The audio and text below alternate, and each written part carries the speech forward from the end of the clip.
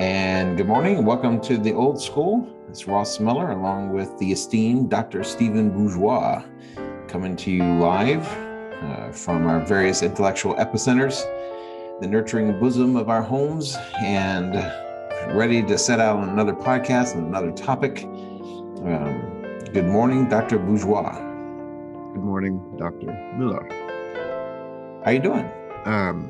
I'm fine. I always enjoy your introduction. I wanted to ask you why you always start with the word "and." I mean, it's like the middle of a clause. And does that come from your baseball background, or what is that? I don't know. Maybe it's something to suggest that they've missed something fun at the onset and leaves them wanting to know what's going to happen next. I don't know. But I don't know why I start with "and." Well, usually people go with the definite article "the" when they start out a speech, but because everybody knows the definite article is typically the more proper way to start a sentence. Well, I like it. I like what you're doing. And for our listeners, before we start, we usually actually have better conversation than we share with you. And today, somehow, we were talking about waiting in lines. And actually, there is a connection to our main topic, because we're going to talk about the end of the school year. Right. And at some point, in my recollection, checkout meant standing in line. So I think we'll bring into that. But we talked about Disney World, or whatever the heck it's called, and all the potential lines there, and we both kind of groaned. Disney World creates the same involuntary reaction as the DMV does with me. I mean, the notion of having to weather through that little slice of bureaucracy, I put it on par with waiting at Disney. But then at Disney, it's worse, because then you're surrounded by grown adults dressed as cartoon characters, and it just kind of accentuates the carnival-like atmosphere of Rome in its last days. That's what I think about. I think about the United States on its last legs, and we're doing silly crap like people dressed up like dogs or princesses or whatever the hell they're dressed up as. I don't even know what half these people are, but fortunately, guess what I heard? I heard that my wife has planned for just her and her mother to take my daughter to Disney World. I only have to go. Not only do I not have to go, I get the house to myself. I don't know how you do that. I mean, I don't know either. You didn't ask, and it fell on your lap. I've never been, but there is talk that it will happen. And well, your kids are basically grown. They're not going to want to go to Disney World, are they? I think everybody but us likes to go to Disney World, and this is part of our decadence and our grumpiness. Is that something so joyful as Disney World? We just don't like. Earlier we made fun of Elmo, and really took a diatribe approach to Sesame Street. So I guess it's not surprising that you would. You know what I like? Well, you know what I like best? I like the fact that my wife didn't even ask if I wanted to go. She just assumed I'd have no interest in it. And she just went ahead and made plans without me, which, one, shows that she's a very intuitive woman. Two, that she cares and loves me. And I think this is good. And I think also she knew that the overall time of the group would be diminished with your presence. Probably so. All right, like that. But I guess we could do this backwards, because the connection I had with that odd discussion of Disney World, it came to mind because at the end of school, and then we're going to back up. We always had a checkout procedure. Do they still have those today, where you have to get every assistant principal to initial something, and you kind of go through the circles of hell to get out of there?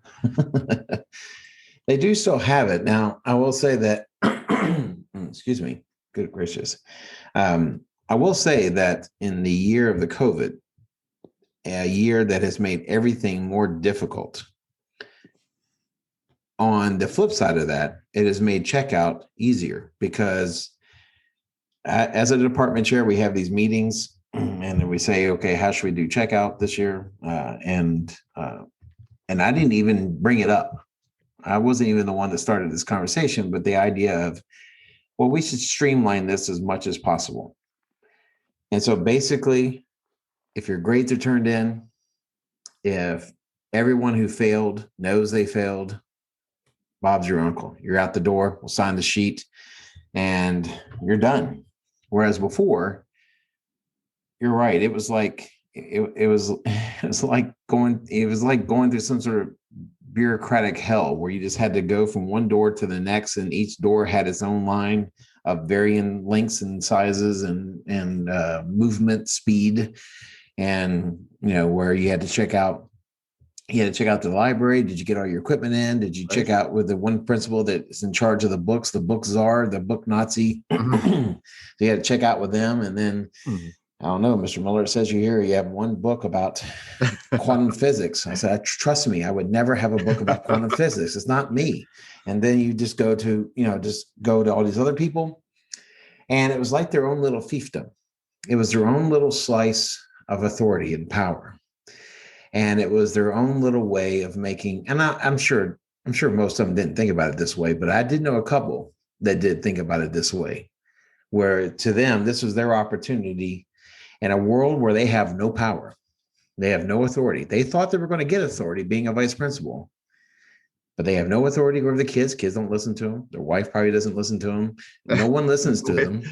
And then in this one little moment, they get to be the end all to be all, and you got to sit there and genuflect and kowtow or whatever the case may be, and then you do the dance. They sign the document with great flourish, and then send you on your way. So, well, you described that whole process much better than I could.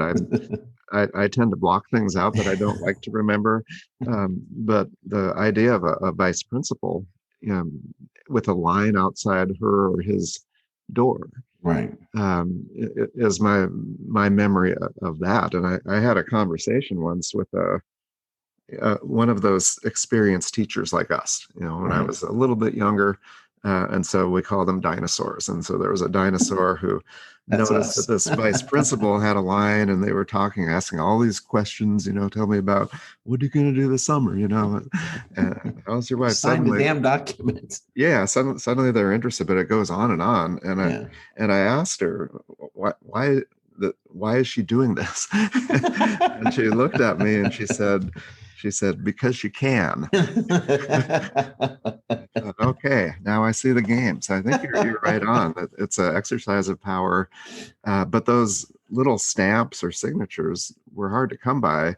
And I remember there was something that had to happen before you even got your first one. I mean, you had to start, you had to turn in your grades, you had to clean up your room. So there was some work on the front end. And then the afternoon is where you get those signatures. But there's one even worse than that. It's the one that says that you can't come to see them until like 3:30. Oh, yeah. When you've been ready to go at 1:30, and you got to wait around for the schmuck to deign to see the masses, the hoi polloi, with paper in hand, come to see the petition the king. Yes. So you got to wait till 3:30 before you can do anything, because they got to make it a full day. Well, so someone has got to be the one that sticks around till 3:30.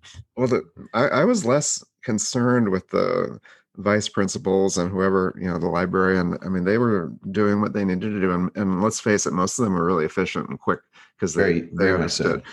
But I was more concerned with the teachers because, I was cleaning up my room. It was a day-long procedure. And then I'd check out. I wasn't trying to race out of there, but most of my colleagues had everything ready. Once they arrived on that day, grades in, textbooks, everything, they were ready to leave. Like we said before, their car was backed into the space. and so they were just impatiently waiting. And as soon as they checked out, they left, And now why they are able to do that? No, I don't. This is where we take a step back. Okay.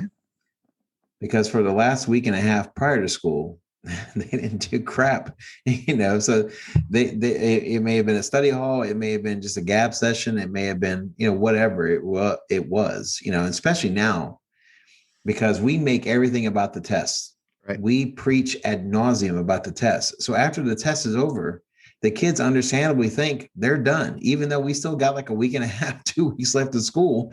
They think we're done. And it takes a miracle, the likes of which have started small religions, to get them to do anything to be able to be productive. And that's how they got everything done. because they don't really have to kind of interact with the kiddos that much unless they want to. And then they'll sit there and they'll get all their grades set up and they'll get everything in place for the moment they do that final checkout, and then they hit that car facing outwards and they're gone.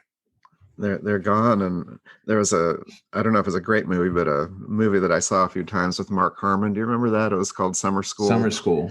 And at the end of the You're school right. year, I'm not sure it's a great movie, but no, but he was like with the students in the gym, doing the countdown. They had a clock on, and he was wearing his Hawaiian shirt, and he celebrated with the kids and just ran out.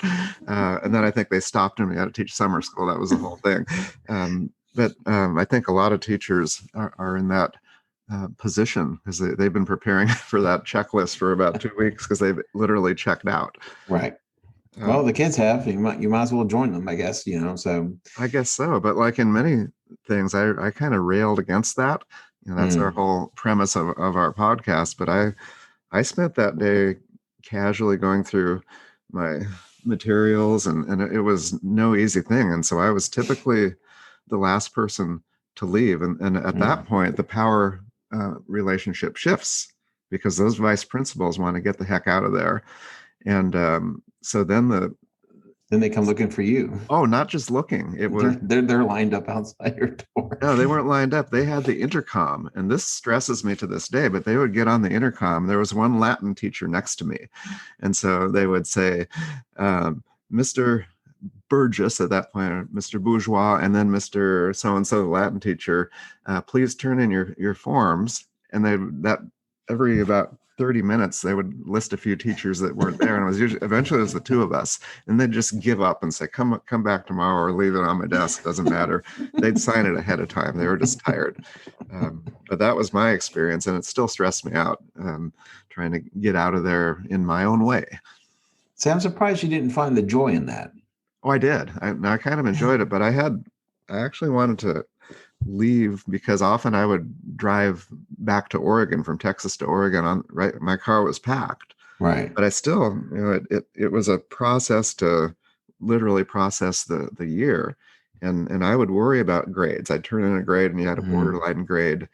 It took me about driving to Denver to forget about my grades because those borderline things, or did I forget this or whatever, but Colorado will make you forget things. It did, but as soon as I turned west after that, things got better. But to me, the end of the year was stressful. And what about you right now? Because it's about 2 years, or 2 years, 2 weeks until that scoreboard goes off. So what are you up to? Well, the AP testing is over for the most part. And so there's a couple of straggling ones, more makeups than anything else. And so I usually leave the time around the AP testing to give the students plenty of time to study. A lot of times you'll come to class and there's only like 4 people there because a good chunk of them are doing one test or another, what have you. And most of my students take anywhere between 2 to 6 AP exams, which personally 6 seems excessive. I knew one girl that had signed up for 7. And I said, what counselor thought that was a good idea to let that kid sign up for 7 AP classes? Mm-hmm. But so usually the last part, the problem with the AP curriculum is that you really don't have any time to dig in, as far as any kind of a thing, whether it's my own personal interest, whether it's the kids' personal interest. I mean, you try to touch on what they want or what they're interested in. You could spend 20 minutes, 40 minutes, or whatever the case may be, but you really can't dig in. And so this last week is a chance to dig in on some topics. And so, talking about the influenza epidemic, for example, 1918.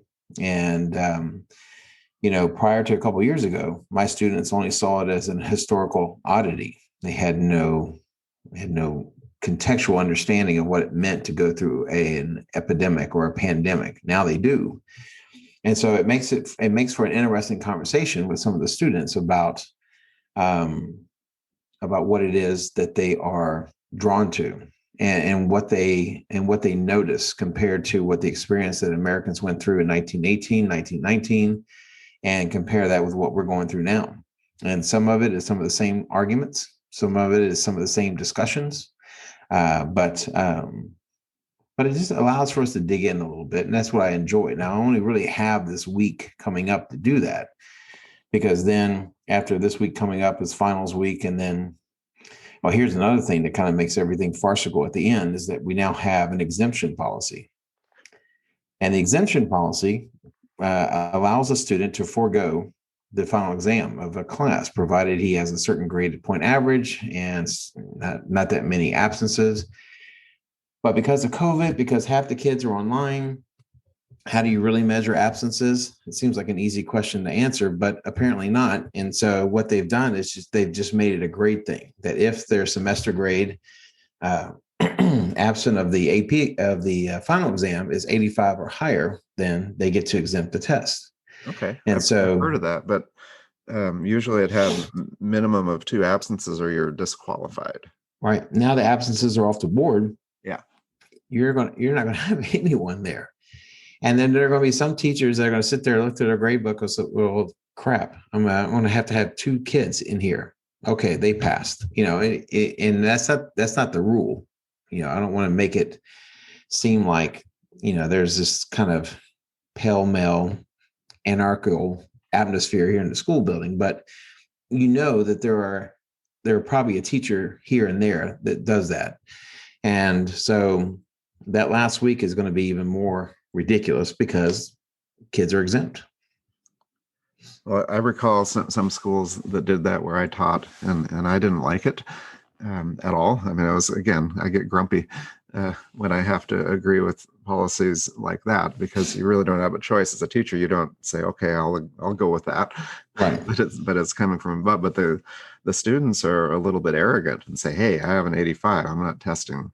Boom. Right. But at that point, really, it's only your interaction and your relationship with your kids that keeps them from being insufferable. That's right. You have no test to fall back on, which, as we've discussed before, is really the main sense of control a teacher has. But that's why the end of the year gets kind of stupid in a way, because your teachers are trying heroically not to give any more work that they have to grade. And suddenly they're I mean, I think everybody should take a test, and it should just be what you do. But also it comes down to, I mean, imagine you're not teaching AP, but you actually have to give a test, or, they tend to be objective, multiple choice Scantron tests for, I would say, a good portion of the teachers. Is that not right? For ease of grading and speed of grading, it tends to be what is most efficiently capable of doing on a grand scale in a short amount of time. Okay. And that breaks our number one rule of assessment.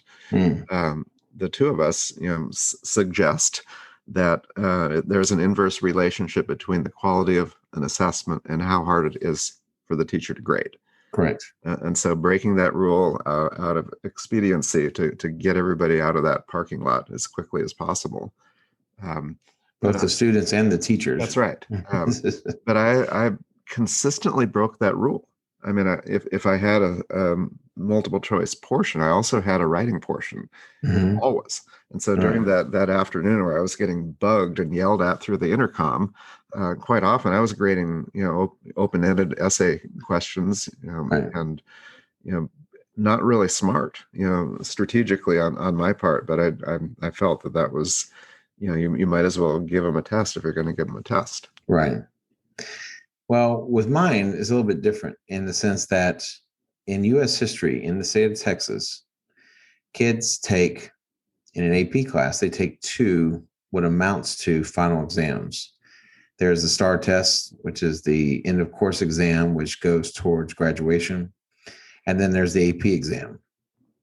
Now, personally, if you've done 2, a third seems gratuitous, And so I have a different relationship with the final exam in that regard, simply because of how my class is structured.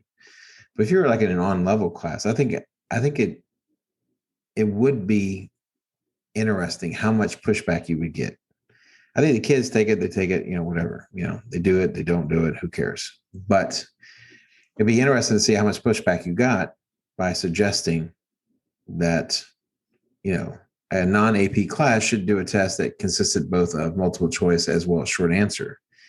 I think people would look at you like you had two heads, It's like, the hell's wrong with you? What did you just say? They would assume they didn't hear you correctly. They would assume that something got lost in the translation, maybe the Zoom session cut out at a particular moment. I don't know, but you would imagine universally there would be kind of like this big question mark over people's head if you had suggested that. Well, I can't remember how many times I ended the year with writing, even for courses I took that were relatively straightforward, like applied music appreciation, where they did writing. But the weird thing is that nobody's going to see the graded paper, and I think teachers know that also, and they can just put a number there, and that's that. They're not going to pass it back. But assessment is kind of challenging, because that whole last semester or whatever, or quarter, whatever you want to call it, typically culminates on something, and then you're culminating on something that's really not there, or culminating on something that doesn't take you to the end of the year. Here's the danger about making the test everything, is that once you take the test away, you might as well take the kid away, because the kid's not there mentally, metaphysically, however, spiritually, emotionally, however you want to look at it. The kid's not there. And I remember having a kid come into my class on yesterday. I said, "Hey, how you doing?" He stopped for a second. He looked at me and he said, "I think I can tell you this." And I was like, "Oh dear." And he said, "You know what, Mr. Miller? Every day lately, it's just been a conversation with myself to convince myself that I need to come to school." I was like, "Well," I said, I'm glad the angel won this today. I'm glad to see you. And I look forward to seeing you next week. He goes, "Maybe, maybe not." It's just because he doesn't care anyway. He's got his grade. In essence, he has his grade, so he doesn't have to worry about it. So I guess we don't want to get too deep into that question of what that attitude really means. It's showing the motivation comes from the grade, and if it's not tested and doesn't affect their bottom line, which is their GPA, why do it? And the schools can't complain about it, because the schools create it. They created every element of it, and if the students actually their low motivation, or their low quality motivation, is accentuated by all of those policies at the end of the year. And this is the thing that bothers me the most. And that is the idea that learning is only for the purpose of achieving an end. And it is not for its own sake. It's not for its own interest.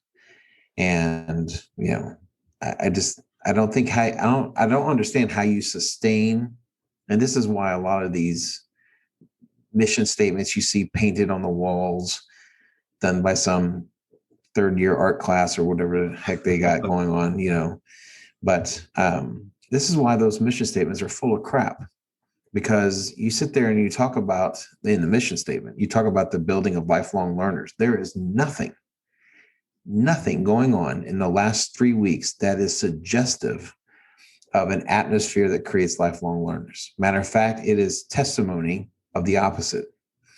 Now, thankfully, kids have their own self-will, and they have their own interests, and many of them do endeavor to try to learn something new.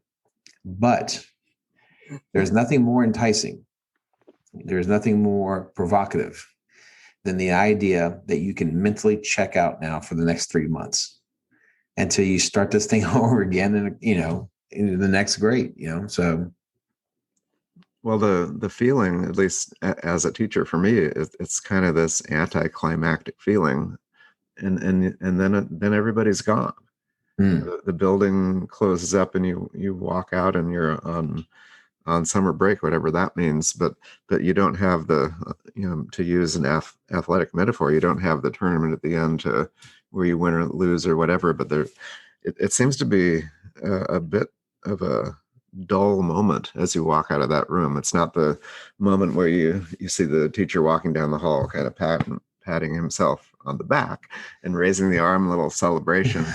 Um, that's not real life. You walk out and think, okay, that we got our grades in, and what really happened there. Mm-hmm. Well, no, I mean, I think at that point, it's more of a sigh of relief than anything else, and so, because first of all, the year is over, but then the farce that was the last couple of weeks is over, and you can stop pretending on some level of trying to get these kids to still want to learn or still want to. And again, I feel like I have to make the point that, first of all, we're not talking about all teachers. Second of all, we're not talking about all students. I mean, there are students that want to learn something. If you're going to go into the building, for God's sakes, have an interest to want to learn something. I mean, why else would you get up in the morning? And the same thing for teachers. There are a lot of teachers who want to be able to still talk about their subject, still engage with their students in the subject. And so I want to make it clear that, when we talk about this, we're talking in generalities. And while that can be helpful for discourse, it's not helpful for, perhaps, considering that there are anomalies in that. So, but, for a teacher, I think, and especially this year, and it's hard to kind of categorize this year when you compare it to the other years, but I think a lot of people are just waiting for the reset in August. They're waiting for some sense of normalcy. And I talked, I had my end of year conference with my AP and with my principal, because my function as the department chair. And they were talking about, they said, what do you see as your major goal next year? I said, well, my major goal is to bring teaching back, that, we need to step away from the kind of capitulation we've done out of necessity towards Zoom sessions and computers and Chromebooks and all this other stuff. And we need to go back to interacting. We need to go back to talking, discussing, doing stuff that is more and can only be done by a human being in front of a student. We need to kind of reclaim the discipline, reclaim the occupation, and bring teaching back.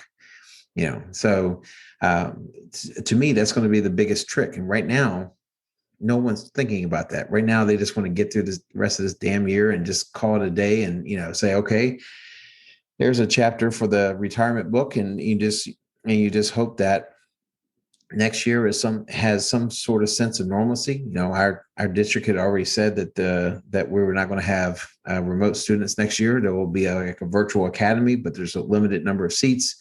And they've got their own staff, which means we're going to be, live nationwide in front of kiddos from the first day of school. And provided everything works out all right, that's going to be the biggest task, is to take us from this mentality right now to a mentality as if it were 2 years ago, to get us back into the mindset that we're going to be teachers, we're going to interact, we're going to do things the way should be done, and is more is better to be done. Well, next year will be fascinating, I think, of all the professions. The teachers do need a break. So this summer, is an important one, that they rest and decide to come back even. And I think a lot of them will, probably more than people think. There are a lot of tales of attrition, but just getting a picture of normalcy even now is probably going to plant the seed that it's going to go back to what they're used to. But it's hard. I mean, we're talking about closing out a year in a noble fashion, finishing up. But really, the teachers need to get out as soon as possible and as cleanly, without any worries, other responsibilities. And the professional development comes in early August for many schools. So the idea of a 3-month vacation it's really maybe two or something like that. So they're going to need every day of it, I would say. You're going to need every day of it. And I like the image that you said, that the idea of wanting to end the class and end the year nobly, to be able to do so with a sense of honor. And I think that's part of the reason why some teachers still hang on to the notion of teaching their subject even beyond the test, because to check out 2 weeks before the year is over would seem to call into question everything you said or did the preceding, however many weeks you were in that classroom. How do you sit there in front of your students and all year long tell them this is important, and then in the last 2 weeks say, study hall, play cards. We're not going to do anything serious here. You just basically called yourself a liar from the previous however many weeks that you were in that classroom to suggest that this class is only important, that this subject is only important when there's a test in front of us, that it's not important in and of itself. I take offense to that, And it's a cumulative effect, teacher after teacher, year after year for the students, because we do communicate every day to them what's important, what are the expectations. And in other places, Germany, we talk a lot about that. They don't phone it in at the end. I mean, they have some fun activities for the kids. They call them field days and so forth.